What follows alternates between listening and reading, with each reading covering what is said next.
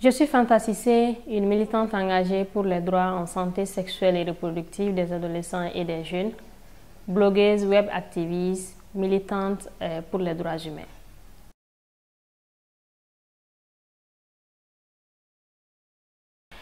L'idée de la création de l'association m'est venue en observant la société. Nous sommes dans une société où la plupart sont des musulmans, malgré qu'on a des chrétiens avec nous. Nous sommes dans une société patriarcale où les femmes doivent supporter tout. J'ai grandi dans une famille de polygamie, dans une famille où je voyais des oncles battre des tatas, dans une famille où un parent peut crier sur des enfants sans aucun souci. Voilà les quelques raisons qui m'ont poussé à créer l'association.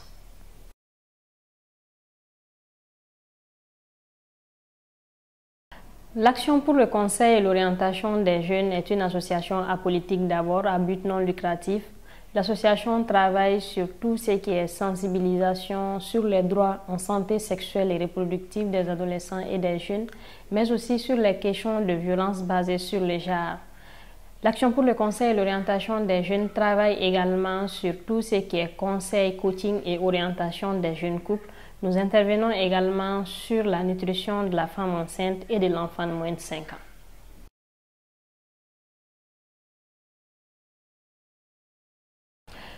Les difficultés sont la stigmatisation d'abord, parce qu'au Mali, toute personne qui s'engage à travailler sur tout ce qui est santé sexuelle et reproductive se voit stigmatisée, parce que nous sommes dans un pays de culture, de tradition, et les questions liées à la santé sexuelle et reproductive restent toujours tabous au Mali. Donc la première difficulté, c'est la stigmatisation. Après la stigmatisation, on est confronté à l'incompréhension, parce qu'il y a cette population aussi qui est là, qui pense que nous apprenons à leurs enfants comment se passe la sexualité, qu'on les parle des ébats sexuels, alors que ce n'est pas du tout ça. Donc, je crois que la deuxième difficulté, c'est l'incompréhension.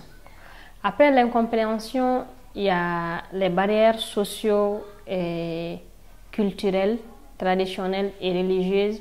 On a beaucoup de soucis aussi avec les pesanteurs socio-culturels, parce que c'est des personnes qui sont là, qui pensent que parler de droits en santé sexuelle et reproductive est un souci d'abord parce que ça pousse les filles ou les femmes vers des choses qui ne sont pas du tout bonnes, qui ne sont pas catholiques comme on le dit généralement. Et je crois que ces quelques points sont les difficultés. En dehors de ça, la personne qui s'engage à militer pour les questions de droits humains, de l'autonomisation de la femme, de lutte contre les violences basées sur le genre est traitée de toutes les noms. Donc, la stigmatisation, elle est générale au niveau de l'association, mais aussi ça peut être personnel au niveau de l'individu qui décide de défendre les questions liées à la santé de la reproduction. Donc, les difficultés sont nombreuses pour ne citer que ceci.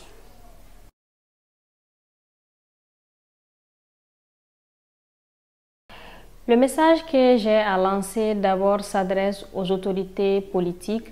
C'est de soutenir les activistes qui militent sur les questions de santé de la reproduction, plus précisément de droits humains, car les associations, les groupements ne peuvent pas aller sans le soutien de l'État et sans l'accompagnement et l'autorisation de l'État. C'est de nous comprendre, de nous accompagner et de nous aider dans le travail qu'on fait chaque jour. À cette population, et c'est de savoir que ces associations sont là pour vous aider dans l'éducation de vos enfants. Parce qu'aujourd'hui, beaucoup de parents sont entre le travail et la maison, n'ont même pas le temps d'échanger avec les enfants.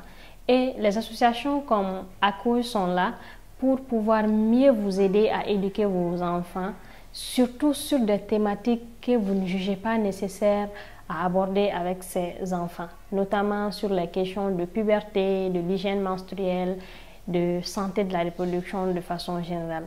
Et aux leaders religieux maintenant de nous aider à comprendre ce que les différentes religions disent sur le travail qu'on fait, afin qu'on puisse rassembler et tous les dire et convaincre la population que les religions, que ce soit musulmanes ou chrétiennes, n'est pas contre l'éducation liée à la santé sexuelle et reproductive.